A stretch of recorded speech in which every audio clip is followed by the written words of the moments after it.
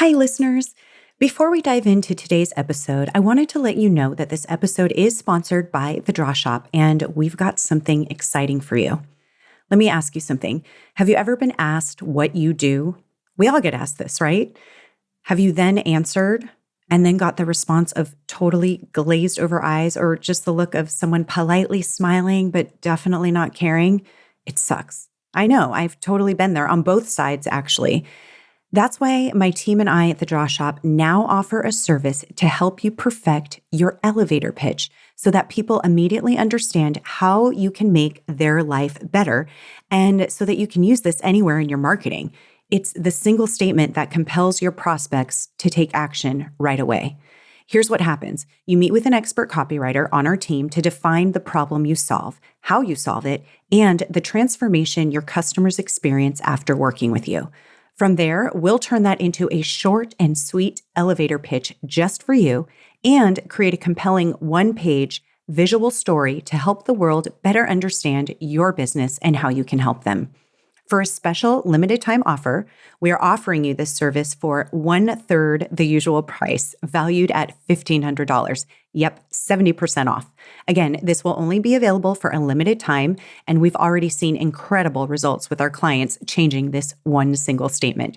So to get your word perfect pitch today, head to www.thedrawshop.com/elevator pitch now. That's www.thedrawshop.com/elevator pitch. Okay, let's get into today's episode. I want people to understand the importance of building a business to sell it. Don't build it to hold on to it, because the stats are pretty low as of the chance of you holding on to a business for decades. It really is low. Businesses change hands more than what people think they do.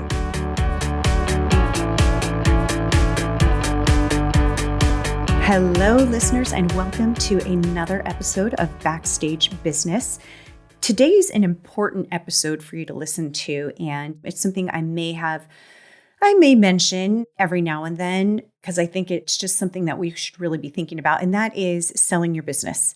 And I'm not saying that you need to go sell your business right now, but I think that it's really important for you to think about selling your business and what that exit strategy would look like. And the biggest reason I am telling you that is because it's so important to have your business set up in a way that would make somebody want to buy it. So if it's not now, maybe it's years from now, who knows when it is. But if you go through the exercise of really thinking about what your business model is, what your profitability looks like, how much revenue are you generating? Do we have too many employees? Do we not have enough? Are we spending enough dollars here, not enough there? Those type questions to ask yourself. What does my team look like? What do my books look like? I think it's just so important because I go through this exercise frequently as if I'm an outsider wanting to buy my business. And I look at my financials and I look at the way my processes are, and I have to do what makes sense to me to say, you know what? That's a business I want to buy. And I think it's just so great. And so I'm really excited to have Chad Peterson on today. He's the CEO of Peterson Acquisitions, and he is an expert business broker. And he's an award-winning M&A firm, mergers and acquisitions. He handles transactions that range between $1 million to $25 million range. And some of his deals do exceed $25 million, but that's kind of his sweet spot. He works with companies all over the United States and has completed international deals as well. And they were recently named by a publication as the #1 ranked business broker in the United States. And what sets Chad apart from other business brokers is that he's got this incredible work ethic and tenacity that are really rooted from his humble beginnings. And we'll hear a little bit about that and some stories and things that he's gone through in business that made this something that was really important to him. He's a self-made entrepreneur, and he has been in the trenches. And those are my favorite people to talk to. He's started, built, and sold 6 of his own businesses as well. He's written books, a couple of them that we mention, one of them that you can get. So make sure that you listen. I would say towards the end of the episode, we talk about that and how you can get it. You can also look in the show notes to get that book. It's called Swinging Doors. He's also got a podcast called Business Brokers, the buying, selling, and growing of businesses. And today we're going to talk about business evaluation. We're going to talk about how do you get that valuation? How do you determine what your business is worth and what are those important factors that people are looking out for? And it is not just one simple formula of, hey, multiply this by this many times. It does depend on some other determining factors that Chad goes over with us. And I will say that, as you guys know, in my episodes, I'm really focusing on revenue, how you can grow your business by generating more revenue, and what are the things that need to be in place to do that. How do we do that, and how do we make you more profitable? And so if you know me and you've been listening for a while, you know that for me, marketing is like the most important part of that. And my whole goal with you guys is to talk about those and give you more tips when it comes to marketing, tips when it comes to building your sales funnel. What are the key components of that? And I want to talk about that in bite-sized pieces so that you can really execute. At the same time, it doesn't mean that all those other parts of your business aren't important as well. And so I like to bring in guests like Chad so that you have, something that you're thinking about when it comes to how you're running your business and how you can do it in the best way, most effective way that you can, to the point where somebody would say, that's a business I want to buy, and I will pay top dollar for that business. So lots of great nuggets to listen out for. Big takeaways for me were the valuation, how to look at that, and what buyers may be thinking, and what's important about the way that you run your books and the things that you're expensing that maybe you might want to take a second look at. So lots of great stuff in here. And with that, let's start.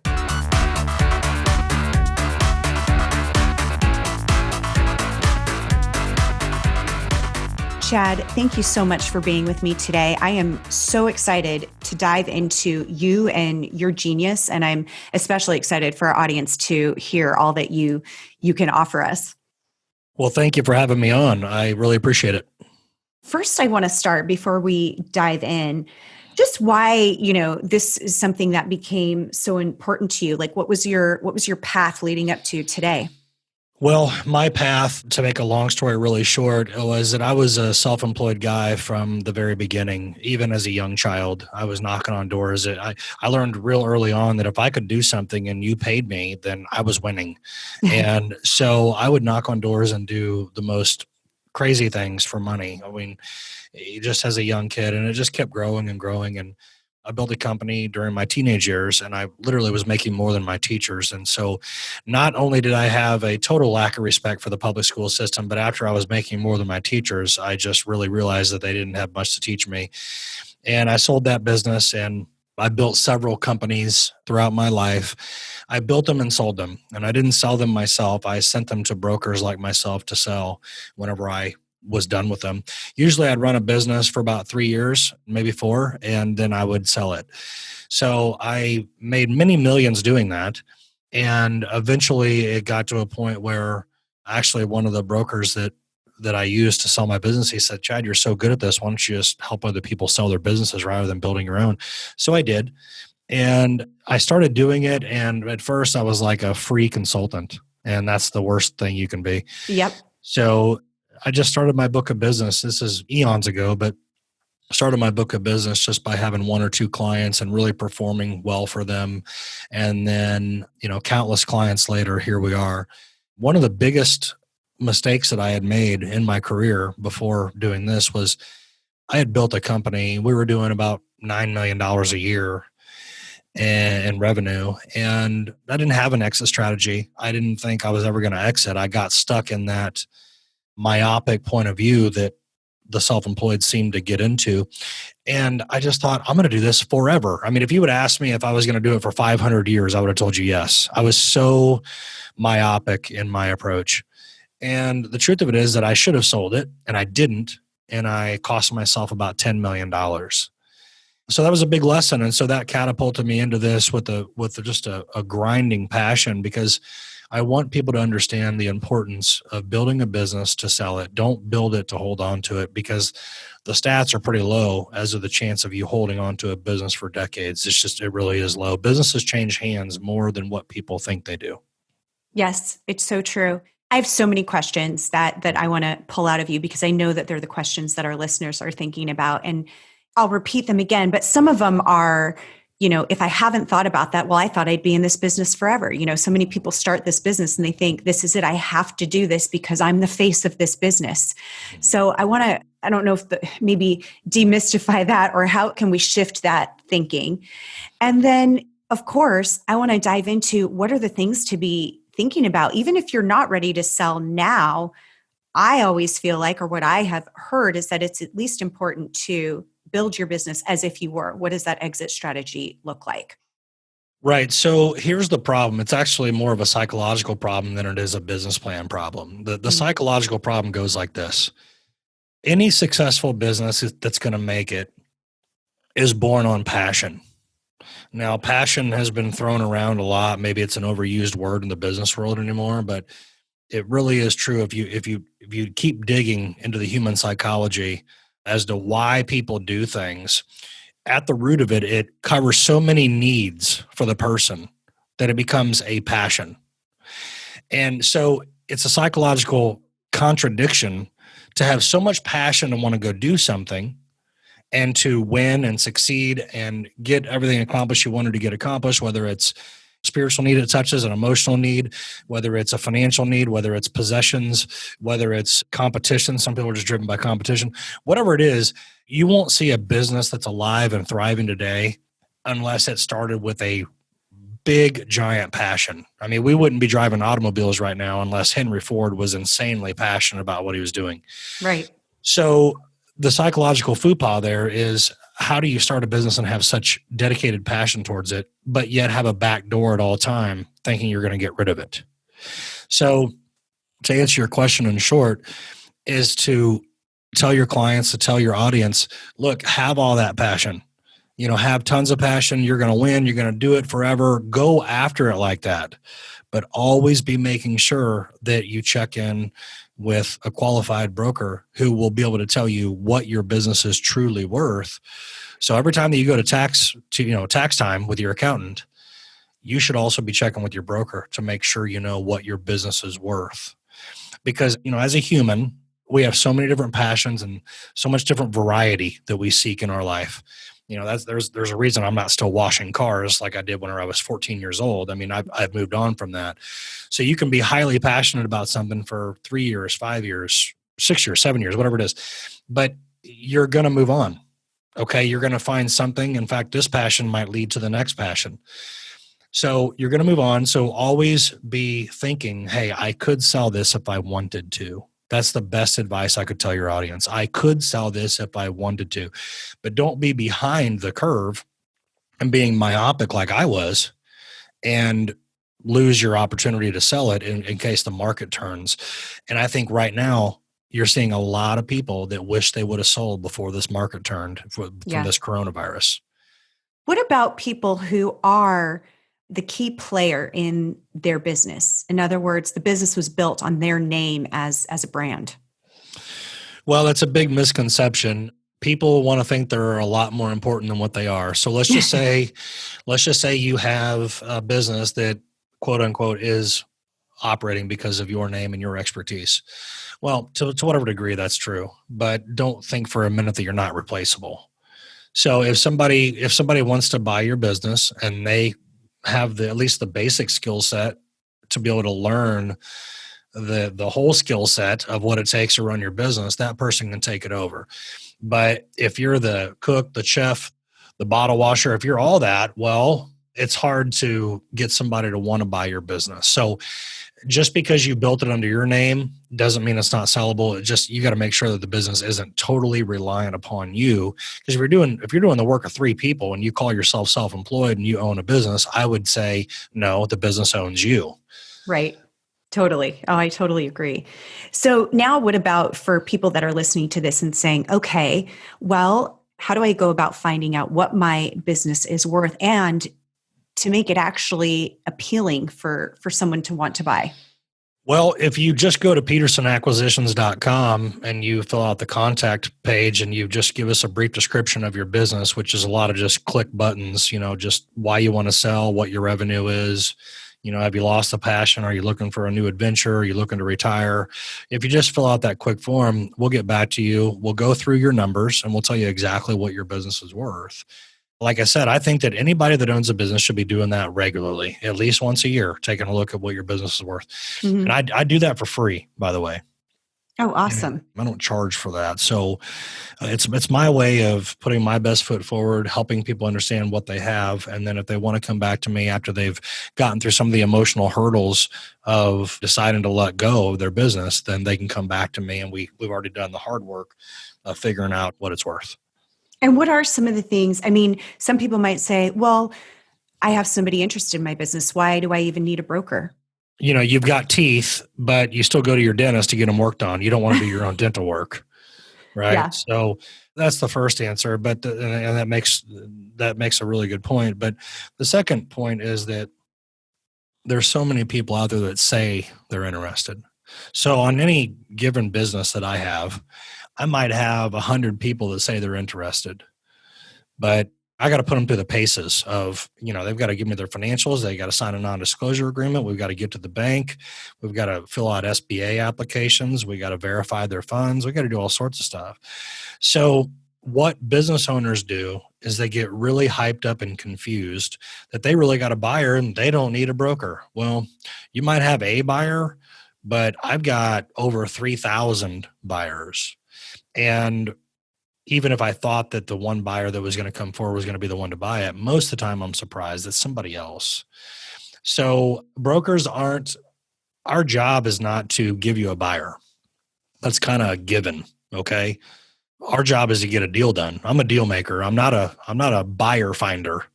I'll have people, I will actually fire clients. I will not work with clients when they treat me like that. Find me a buyer, right? No, that's part of it, but I'm here to get the deal done.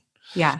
Well, no, just find me a buyer. I think I've got a buyer. I'm like, you know what? We're not a right fit, because saying that you have a buyer is much like saying you have a membership to a gym. How many people are in fitness model shape? Okay, there's a difference between having something and being able to get something done with it.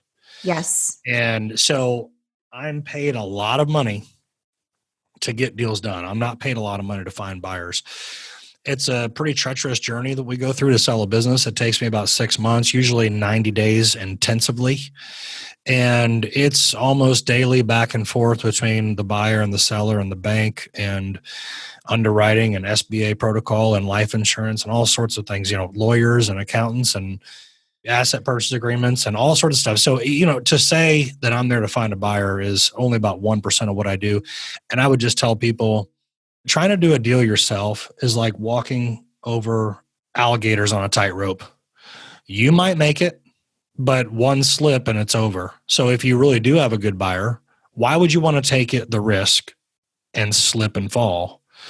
It's kind of like O.J. Simpson. If he didn't have those attorneys, where would he be? So you've got one shot, so you don't want to waste it.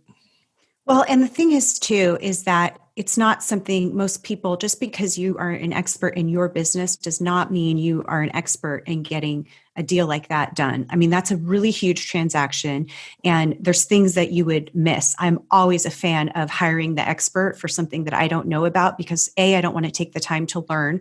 B, I really don't want to mess up because that's going to be way more expensive to do so. And then it's like, why even bother going through with it? It's just, yeah, I Yeah, totally. here's what I tell people to do, because sellers are often surprised that it doesn't take a lot out of them to sell their business, because I do most of it. And they say, well, Chad, what can I do? And I'll say, just keep running your business, keep your profits up. And if they're struggling with their passion, I'll tell them this. I'll say, remember back whenever you were really excited about this business? Get back there. Mm-hmm. Because it's going to take me 6 months. If you think this thing's about sold, and you're putting you're lifting your foot off the gas pedal, and there's a decline in revenue, it's not going to happen. So just focus on your business. So if I let them get distracted during the sale, it could prevent the sale. So I just handle the sale of the business on my own, and I keep them undistracted. That way they can continue doing what they're doing. In other words, like you said, trust the professionals. What are some things that determine the value of a business? Because I know a lot of people that just go to Google and search something and then they come up with a calculation and they're like, bam, that's it. That's my value. And then Yeah. they're mistaken either positively or negatively. But can you talk about some of the real things that really determine the value of a business? Okay. The three most important things in this order is number one, cash flow. Number two, cash flow. And the last but not least thing that makes or breaks your company's value is cash flow. Yep. Okay. So what is cash flow? Cash flow is the net benefit to the owner. So it's not what you sent Uncle Sam in for your tax returns. It's not your taxable number. It's your taxable number plus your salary, plus your car insurance if it paid for that, your fuel, your meals, entertainment, flight, hotel, 401k, IRA, car payments. It's all that stuff. It's whatever the business is doing for the business owner. Okay. That's cash flow. And as a general rule, you're going to take that times 3. However, that does change. The multiplier changes because if it's an unattractive business, you're going to lose a multiple on that. So let's just say it's lawn and landscaping, for instance. Let's just say you're making $300,000 a year in lawn and landscaping.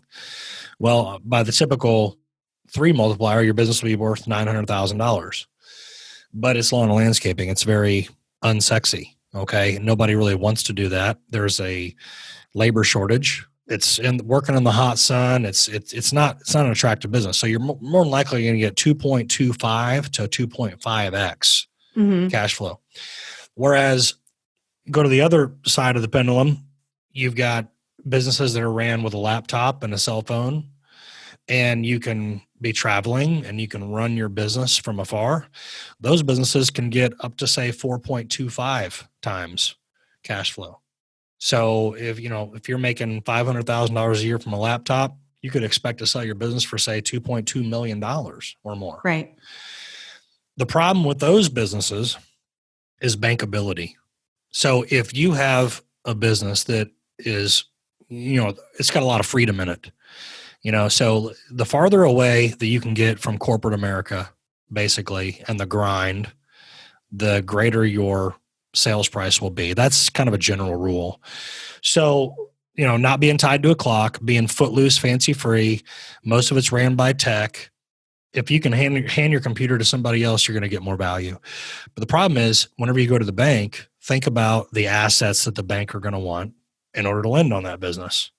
If I take that business and go to the bank and they say, well, what are the assets? I'm like, well, $5,000, a really nice laptop and this, that, and the other.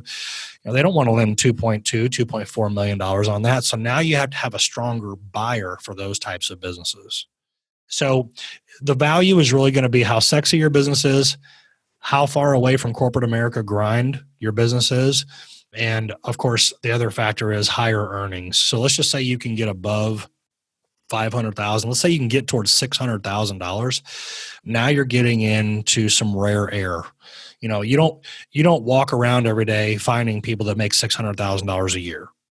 So somebody's going to want that business more than a business that's making $200,000 a year. And so those $600,000 and above earnings or cash flow businesses can get more value on a sale. Right.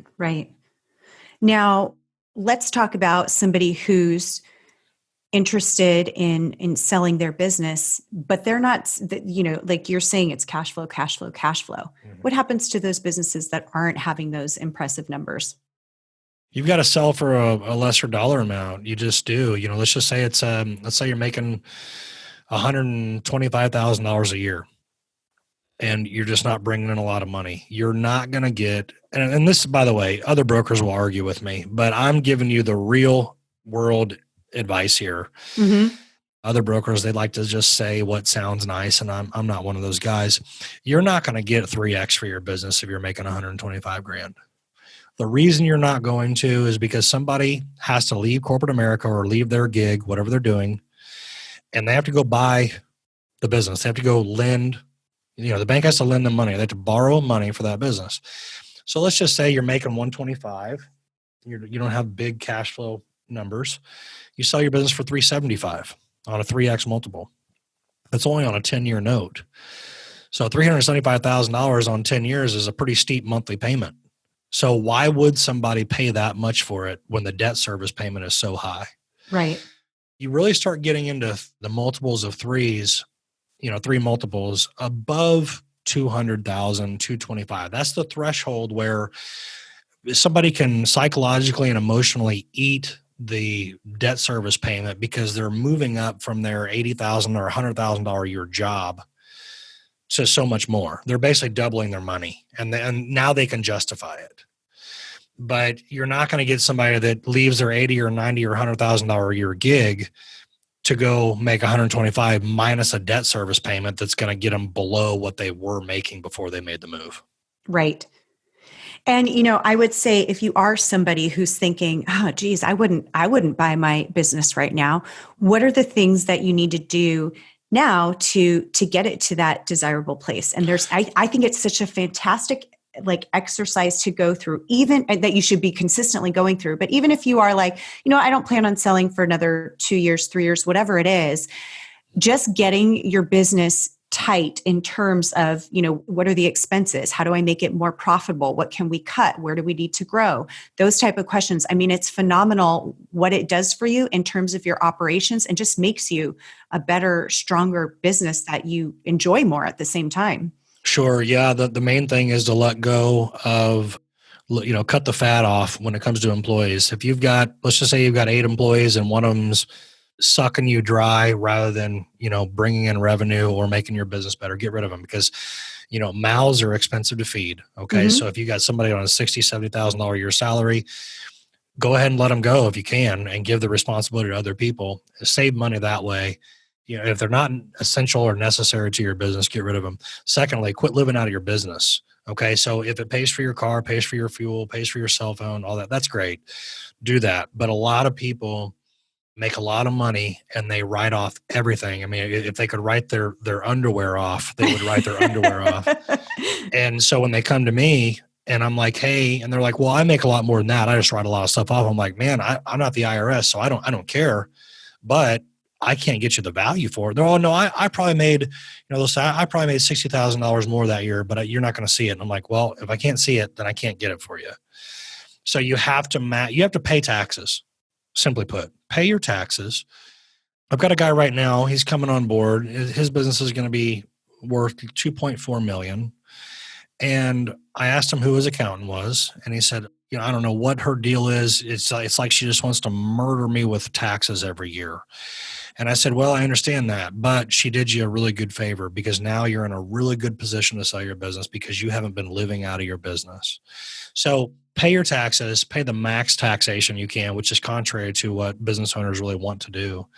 And instead of living out of your business, show your numbers, cut your costs. Don't be inventory heavy. That's also a big thing. A lot of people, to reduce their taxation come December 15th, will just buy the hell out of inventory to knock down their taxation number. Don't do that if you're going to sell. Because then what happens is I go to sell your business and we're selling your business for $1 million and you've got $700,000 of inventory back there. It's like, that's too high. It's too much inventory. It's a good tax strategy, but it's not a good sales strategy. Yeah. And how many years are they typically looking at? 3 years. Okay. Yeah, but they're not going to average them out. So if you have steady growth, let's just say you have 10 to 20% growth every year, but on the year you're selling, you have more growth because you fired somebody who wasn't really contributing. So you put some more money in your pocket there. You weren't inventory heavy. You were watching your expenses.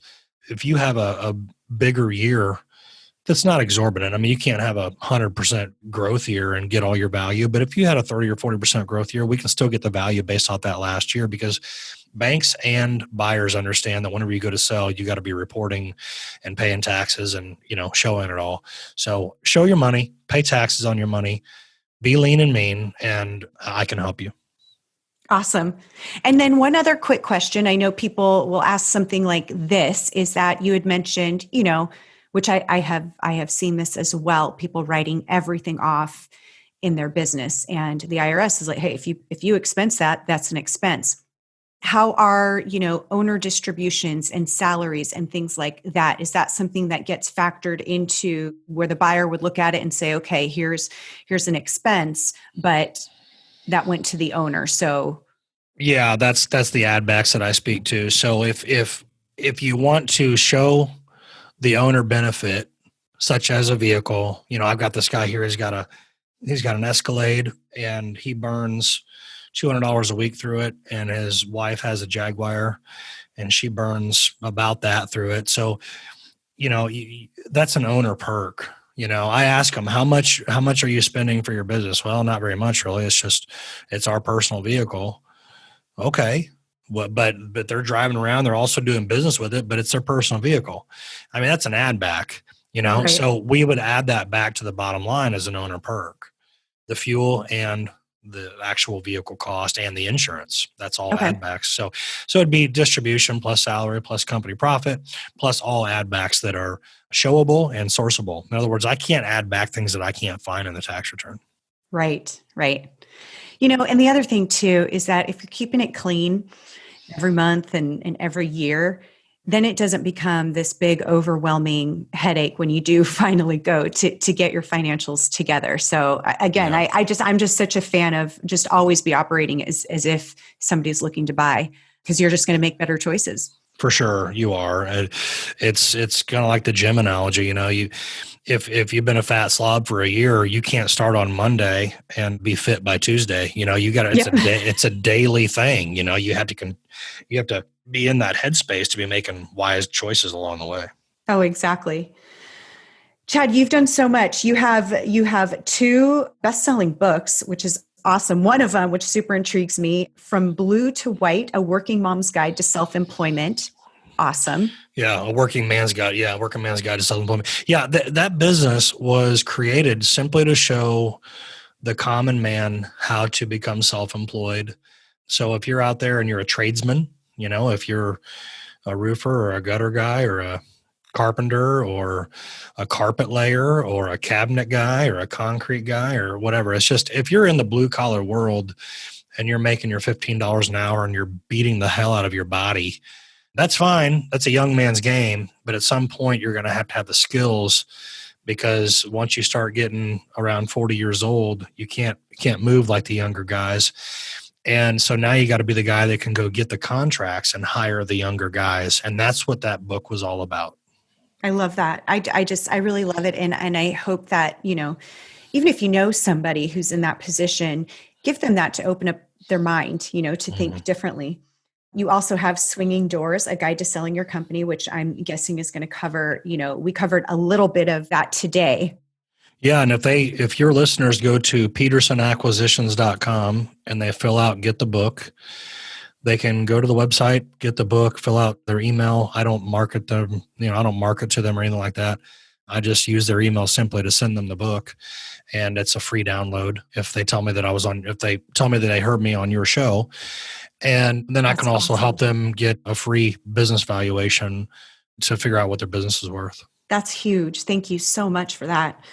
And then you've got a podcast where you're talking about this stuff all the time, and not only just selling and growing your business, but you're also talking about going in and buying a business, because we focused on selling today, but there's also buying, and what are the things that you need to look for, and who do you need to have on your side as a broker to make sure that you're getting that's all going as smoothly and efficiently as possible. Yeah, the podcast has been good. Really, most of my audience they are self-employed, but a lot of my guests are CPAs, attorneys, former business owners, people that have sold their businesses, people in the community that have done really well, public names that have done really well in their business, so they can get a little marketing plug out there for themselves, but they can also teach other people how they got there, just little nuggets of wisdom that are thrown out by anybody who's made it. That's really what my podcast is about. And we discuss buying and selling and growing businesses. That's what we do. That's awesome. I love it. So many good things from today, and we will definitely have a link to everything you talked about, and also to get that book. We'll have that in the show notes. Chad, thank you so much. I think this is just so important, and especially now with things changing as they are and pretty much guaranteed to change. I think this is just so important to be thinking about. And if you're not, like you said earlier in the episode, it's a very scary position. You know this firsthand. Sure. Absolutely. I do. Yeah. I absolutely do. Yeah. Well, thank you for having me on. Thank you so much. Hey guys, I just want to say thank you so much for listening to this podcast. If you haven't already done so, would you do me a favor and go subscribe and review this podcast? My goal is to continue to deliver you content that will really move the revenue needle in your business and give you up-to-date content on anything else that can dramatically help your business. You can also find us at thedrawshop.com/podcast, where you can comment on the podcast or contact us directly with any issues you'd like me to address. Thanks again. I really, really appreciate you listening, and I'll see you next time.